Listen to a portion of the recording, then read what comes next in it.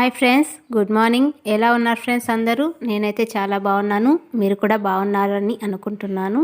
ఈరోజు మన రెసిపీ వచ్చేసి సొరకాయ కర్రీ అండి. ఒక్కసారి ఇలా చేసి చూడండి, చాలా టేస్టీగా ఉంటుంది. మీకు డెఫినెట్గా ఈ టేస్ట్ నచ్చుతుంది. ముందుగా సొరకాయను మీడియం సైజ్ ముక్కలుగా కట్ చేసుకొని పెట్టుకోవాలి. 2 టమోటాలు, 2 ఉల్లిపాయలను కూడా కట్ చేసి పెట్టుకోవాలి. ముందుగా కడాయిలో ఆయిల్ వేసుకొని శనగపప్పు, జీలకర్ర వేసుకొని వేయించుకోవాలండి.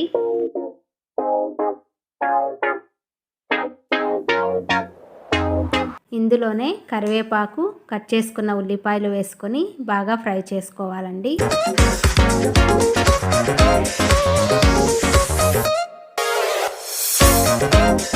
ఉల్లిపాయలు ఫ్రై అయిన తర్వాత 1 స్పూన్ అల్లం వెల్లుల్లి పేస్ట్ వేసుకొని పచ్చివాసన పోయేదాకా వేయించుకోవాలండి.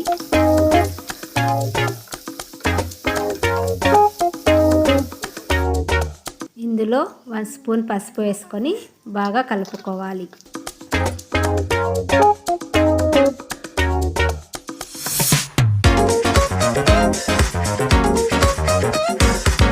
తరువాత కట్ చేసుకున్న సొరకాయ ముక్కలు వేసుకొని ఫ్రై చేసుకోవాలి.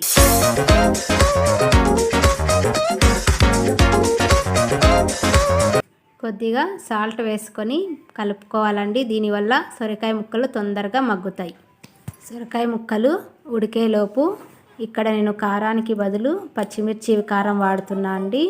దీనికోసం 7-8 పచ్చిమిరపకాయలు తీసుకొని అందులో కాస్త ఉప్పు, ఫ్లేవర్ కోసం 2 లవంగాలు, 1 ఇలాచి, కొద్దిగా దాల్చిన చెక్క వేసుకొని మిక్సీకి వేసుకున్నా అండి.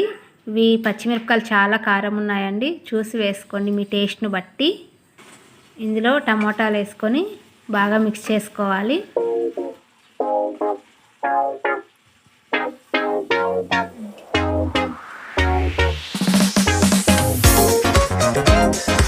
సొరకాయ ముక్కలు ఉడికిన తర్వాత మనం ముందుగా ప్రిపేర్ చేసుకున్న పచ్చిమిర్చి పేస్ట్ వేసుకొని ఫ్రై చేసుకోవాలి.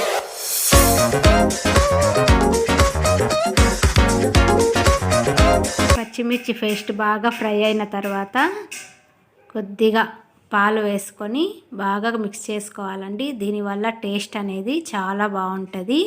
ఒక్కసారి ఇలా ట్రై చేయండి, మీకు కూడా చాలా బాగా నచ్చుతుంది. తినని వాళ్ళు కూడా చాలా ఇష్టంగా తింటారు.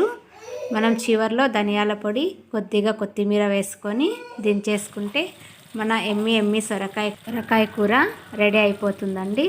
ఇలా ఒక్కసారి ట్రై చేసి చూడండి, మీకు కంపల్సరీగా ఈ టేస్ట్ నచ్చుతుంది. ఈ కర్రీ చపాతీ, రొట్టె, అన్నంలోకి చాలా టేస్టీగా ఉంటుందండి.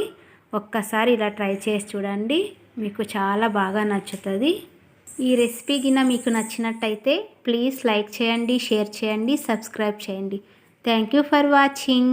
బాయ్ అండి.